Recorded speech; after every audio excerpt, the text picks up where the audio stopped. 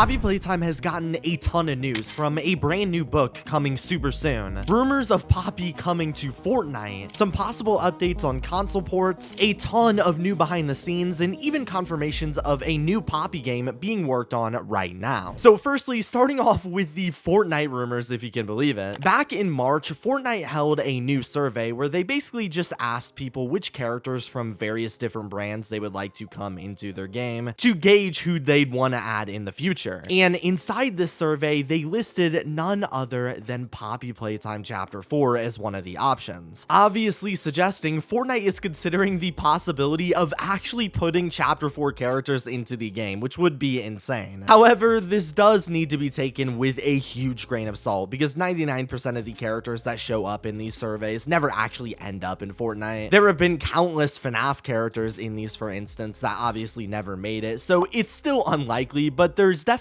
hope. Moving on from Fortnite, there has been a ton of Poppy Playtime behind the scenes revealed, as when a fan was looking at the portfolio of one of Poppy Playtime's lead artists, Scott Forrester, they came across a bunch of never before seen content, like for instance this drawing showing some art of these smiling critters in their iconic cartoon style, but also in the top a drawing of the bigger body catnap in the style as well, which looks absolutely nuts. I don't know what this was meant to be used for, but that's really neat nonetheless. And relating to Chapter 3 specifically, by far the biggest reveal of all here is on this page we can find an entire super early storyboard for all of Poppy Playtime Chapter 3 from start to finish, revealing a ton of cut content. For instance, the original intro for these smiling critters wasn't meant to be a cartoon, but rather it was meant to be a commercial of the real life plushes, showing Crafty Corn next to this child, Catnap snuggling with this child, and even a shot of the line that was originally meant to be called the Cuddly Color Critters. Then here is a storyboard of the Catnap incident news report at the end of the intro. From here, we see early versions of the garbage disposal entrance room the player was supposed to get dropped in, followed by an early version of Ollie's design here. Then we see our entrance into Playcare, where instead of a tram, we enter through a large tube, directing us straight into the dome. Playcare itself looks completely different, with a more city-like structure and a moving tree wall, revealing what I assume is the original location of the gas production zone. Then from here, we see an original labs room area with the red smoke pipes leading out and into the prison lift here. Next, we see a shot of the original exterior of Home Sweet Home that inside actually shows us a drawing of a statue with Poppy and Elliot Ludwig, giving us what I believe is our very first look at what Elliot Ludwig actually looks like when his face isn't blacked out. From here, we see early versions of the first dream sequence that actually this time would end in the children's horrified faces being put up on the wall watching us as we walked into the happy room, which contained the lab where Nightmare Huggy came and chased us. Here we see a shot of Kissy sitting in the room of Home Sweet Home looking at her photo all sad. Then here we get to actually see the interior of the toy store, which if you didn't know was supposed to be in the final version of Chapter 3 but was cut during development due to time constraints, and we never saw what was meant to be inside. However, here we finally can, showing a large market area that originally was going to contain the Catnap prototype shrine sequence that would of course eventually be moved into the cave area. We also get a little bit more of a close-up of the shrine here, which they leave pretty ambiguous. Then we see an early design of the school with Miss Delight, which outside of it visually looking different, story-wise runs about the same. Then we see the cave area after the school that in the final version was a big puzzle ground, but was originally here just going to be a walkway we moved across the perimeter of the dome as we moved into the playhouse, which had a ton of changes. The place itself looks completely different design-wise on the interior, and featured not just the mini smiling critters as antagonists, but also every other toy like Huggy Wuggy, Boogie Bot, and Mommy Longlegs chasing us down, where we would of course use our flare hand to scare them off. But the biggest change of this room is at the end we make it to a playground type area instead of crossing into the playhouse prison in the final version. And in this one we see none other than Dog Day, who is strapped across all of the playground equipment and is eaten alive by the critters here, who then chase us out of the area by vaulting above the blocked off entrance to the place. In the final area, the counselor's office, the biggest change we see here is in in the second dream sequence, where after Catnap ambushes us, instead of us just standing still seeing the silhouettes of children around us in the final version, this one started by us entering a mysterious door and parkouring across an empty void. We then reach a tall foresty area that was right next to the Playtime Co factory and hallucinate windy stairs, as we then see the shots of the children's silhouettes in Home Sweet Home, the toy store, which again we never saw in game, the school, counselor's office, and even the labs with all of the scientists wearing their masks, which is super cool before the final dream ending sequence. Then for the final Catnap boss battle, things were actually much more simple. While inside what I think is the gas production zone, Catnap lunges at us and chases us down into a control panel room, where he then just bursts into flames. I don't know why. We also see his body used to be robotic, since in early designs he was meant to be a suit with a person inside, not an actual flesh and bone bigger body. And then the prototype takes his body away as we enter the prison lift. So this is a huge reveal and shows possibly what chapter 3 would have looked like if it had more time to develop. I know a lot of people are always talking about how chapter 4 seemed rushed, but as we could see, chapter 3 also had a lot of things cut, like the toy store sequence and the expanded second dream sequence, which all would have been really cool. Moving on into some merch news, there has been a ton of new chapter 4 items added into the store, with a few standout pieces, like they've started selling items for the Justice for Pianosaurus trend, and even a Pianosaurus head pillow. While a bit more on the cooler side, U2's News has recently started reporting there is supposedly going to be something new for Poppy Playtime coming soon in the U2's market. Specifically, that there's going to be a whole new wave, I assume for chapter 4, that's going to include Doughy the Doughman. So I'd assume we're going to get Doughy, surely a withered version of Huggy, and maybe if we're lucky, something for Yarnaby or the Nightmare Critters. But I guess we'll see soon, so make sure you're subscribed while you're here for the latest updates on that and more. But moving on to some very interesting news, if you didn't know, last year the Poppy devs dropped their very first book, the Poppy Playtime Orientation Notebook with Scholastic, which was absolutely insane for the lore. It's one of my favorite things Mob has done outside of the main games, and it seems like they're about to expand into the book realm even further, as a second new book has officially been listed, simply called Poppy Playtime YA1, or Young Adult Novel 1, with the description reading, "From the minds of Poppy Playtime comes this original young adult horror novel that is sure to change the way you look at toys. Based on the hit video game, perfect for fans of Bendy and Five Nights at Freddy's, the original young adult novel will explore untold lore from the hit survival game Poppy Playtime. Just make sure to read this pulse-pounding novel with the lights on, or Huggy may be waiting for you in the shadows." So they keep things relatively vague, but it does confirm this is going to be another book with some exclusive lore, which in my opinion is a good thing as long as they don't go overboard like with FNAF, although it is going to be a little different from the Orientation Notebook, as this book is being written by the same person who has written the Bendy and the Ink Machine books and even some of the FNAF books, so it's probably stylistically going to be similar to those, and also more than likely is going to be a more traditional storytelling novel instead of like an in-character notebook we got last time. But in terms of release dates, this book is slated to release on January 6th, 2026, so around 8 months from now, which really makes me wonder if it's going to have anything related to chapter 5 on it, since assuming Mob goes with a similar pattern for releasing games at the beginning of the year, that should be right before the next chapter releases, so I guess we'll have to wait and see what they do with that. But before we even get to chapter 5, I found that the devs are working on a completely different Poppy game alongside it, no joke. If you've watched past videos or seen interviews by the developers, they've talked about working on all sorts of new games and projects, none of which have been released or even revealed yet. However, looking over at Mob's job offers where they list people they need to work for them, they've given some interesting insight into what they're working on behind the scenes, like that they are hiring people to port games onto consoles, presumably chapter 4, suggesting that's being worked on, along with hiring creature specialists and other animators, presumably for chapter 5 and whatever monsters end up appearing in that. But also in a past video, I mentioned the devs were hiring people to make art for some kind of 2D pixel themed project, which I assumed was for some kind of new IP or game they were working on. However, more recently, they've also listed another new job asking for people to create a retro inspired soundtrack for an upcoming project in the 90s era, presumably also for this exact project discussed earlier. But most interestingly, they mention in this job application specifically wanting to blend the Poppy Playtime universe's sonic style with a 90s era game music aesthetic, and to adapt existing motifs and compositions from previous Poppy Playtime games to fit the retro action aesthetic of our upcoming release. Or in other words, this basically confirms that the 8-bit 90s style game they are hiring people to work on is going to be a Poppy Playtime game, and is also going to have music based on the previous games. Judged from them targeting a 90s sound, I'm assuming lore-wise this will likely be a real game made by Playtime Co. in the early 90s as video games were becoming more and more popular. And with them just now hiring people, I'm assuming this game is in its very early stages. But this all brings me back to chapter 5 and really makes me wonder if they're going to be taking a step back with that chapter and will be using whatever this pixel art game is to buy them more time for development. This has also brought up questions about what this means for the future of Poppy Playtime's other spin-off game, Project Playtime, the one they've had to abandon over the past couple years due to time constraints from the main chapters that everybody has been waiting for updates on. But now that they are working on a different Poppy game instead, this really makes me think that that game is just getting closer and closer to being fully abandoned.